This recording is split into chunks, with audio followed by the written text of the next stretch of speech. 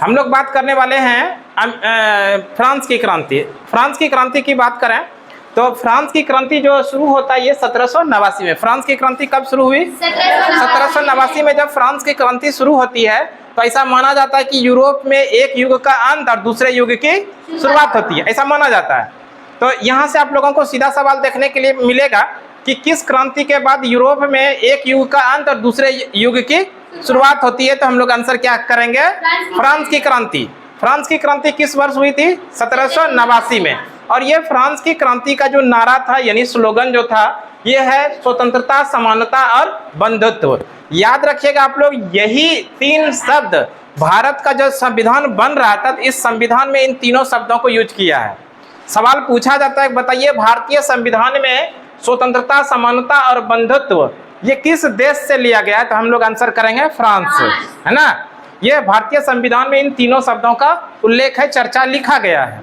यही समानता, स्वतंत्रता और बंधुत्व जो है ये फ्रांस की क्रांति का क्या रहा? नारा रहा। आगे अगर हम लोग बात कर लें फ्रांस की, फ्रांस में आगे बात करने के पहले थोड़ा इसमें चर्चा किया गया अमेरिका स्वतंत्रता संग्राम का। आप लोगों को पता ही होगा कि अमेरिका का जो स्वतंत्रता संग्राम है 4 जुलाई 1776 को शुरू होता है और फाइनली 3 फरवरी पेरिस की संधि होती है और इस पेरिस की संधि के द्वारा अमेरिका का स्वतंत्रता संग्राम क्या होता है? समाप्त हो जाता है। इसका थोड़ा सा चर्चा किया था इसलिए हम इसको डिटेल आप लोगों के साथ कर दिए। अगर हम लोग बात कर लें व्यवस्था वो राजतंत्रात्मक है। राजतंत्रात्मक मतलब एक राजा जो है उसका बेटा ही अगला राजा बनेगा, उसके बाद उसका बेटा ही उसका उस साम्राज्य का राजा बनेगा। यानी कि फ्रांस में जो शासन व्यवस्था था वो क्या था? राजतंत्रात्मक था, है ना। और इस राजतंत्रात्मक शासन व्यवस्था में यहाँ का जो वंश चलता था इस वंश का नाम है बुर्बो वंश। याद रखिएगा, बुर्बो वंश किस देश में चलता था? फ्रांस में। चूंकि यहाँ पर राजतंत्रात्मक था और राजतंत्रात्मक में होता था पहले लुई 11वां राजा बना होगा, फिर 12वां बना होगा, 13वां बना होगा। इसी क्रम में फ्रांस में जो शासक था इस समय वो था लुई 14वां, है ना। बुर्बो वंश का शासक था जिसका नाम है क्या? लुई 14वां। अगर लुई 14वें के बारे में थोड़ा सा हम लोग चर्चा कर लें, लुई 14वां का शासन काल में फ्रांस की प्रतिष्ठा उच्च शिखर पर थी। इसका मतलब यह हुआ लुई 14वां जिस समय फ्रांस में अपना शासन कर रहे थे उस समय इनकी प्रतिष्ठा और सब देशों में इसका नाम था। किसका? लुई 14वां का।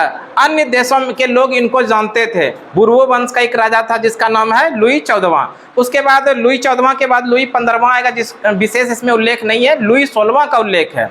लुई 16वां के बारे में जब हम लोग पढ़ेंगे तो वो एक अयोग्य शासक था, बहुत ज़्यादा खर्चीला था। अपने साम्राज्य को वो बहुत ज़्यादा कर्ज में डुबो दिए। जितना लुई 16वां खर्चीला था उससे भी ज़्यादा खर्चीली इसकी पत्नी बनी, बहुत ज़्यादा खर्चीली थी। आगे इसमें डिटेल हम लोग करते हैं, लुई 16वां के बारे में भी पढ़ेंगे और जो भी एक्स्ट्रा। देखिए अगर हम लोग आगे बात करें फ्रांस की क्रांति में तो 1774 ईस्वी में फ्रांस का शासक बनता है लुई 16वां। यहाँ से भी सवाल आप लोगों को देखने के लिए मिलेगा कि फ्रांस का शासक लुई 16वां किस वर्ष बना, यानी फ्रांस का शासक यानी फ्रांस का राजा लुई 16वां किस वर्ष बना? 1774 में, है ना।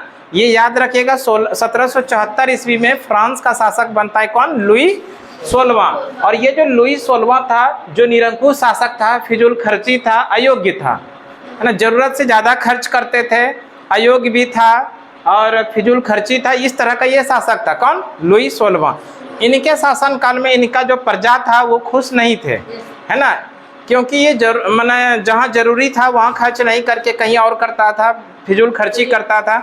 उसके बाद आगे बात करते हैं लुई 16वां का विवाह। लुई 16वां का विवाह ऑस्ट्रिया की राजकुमारी मेरी एंतुआनेट के साथ हुआ था। याद रखिएगा लुई 16वां का विवाह किसके साथ हुआ था? ऑस्ट्रिया की राजकुमारी जिसका नाम है मेरी एंतुआनेट, है ना।